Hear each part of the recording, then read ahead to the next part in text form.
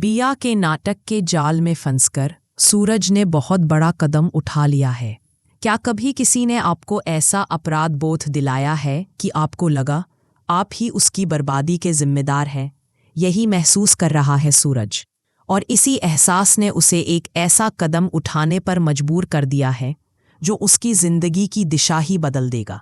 दोस्तों, कहानी शुरू होती है उस दिन से जब बिया की जिंदगी में अंधेरा छा गया। सचमुच का अंधेरा, एक हादसा जिसने उसकी आंखों की रोशनी छीन ली। लेकिन इस हादसे का असर सिर्फ बिया पर नहीं, सूरज पर भी गहरा पड़ा, क्योंकि सूरज को लगता है कि बिया की ये हालत उसी की वजह से हुई है। अगर वो वक्त पर उसे रोक लेता, अगर वो थोड़ा सावधान रहता, तो शायद बिया की आंखें आज भी देख रही होती। अब सूरज के मन में सिर्फ एक ही सवाल गूंजता है, मैं क्या करूं जिससे बिया का दर्द कम हो जाए।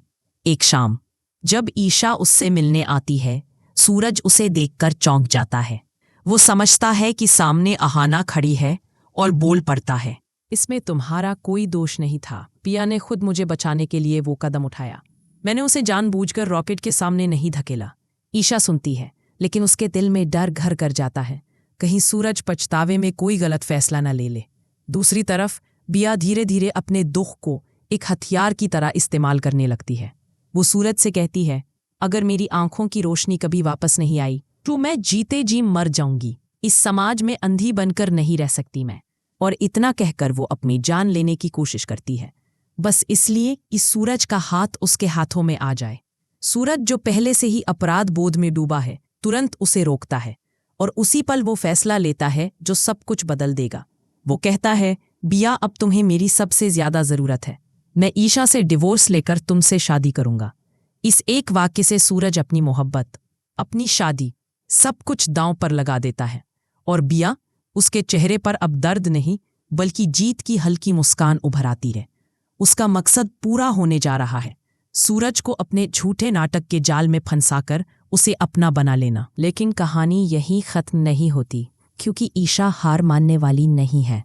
वो सूरज से सच्चा प्यार करती है, और अब वो बिया के इस नकली खेल का सच जानने के लिए किसी भी हद तक जाएगी।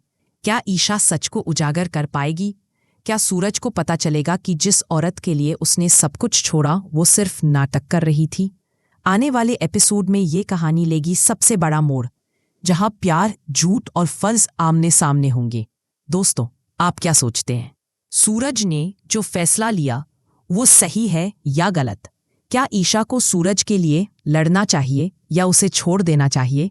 आपका दिल किसके साथ है, सूरज या ईशा? नीचे कमेंट में जरूर लिखिए, #टीम सूरज या #टीम ईशा। दोस्तों, आप क्या सोचते हैं?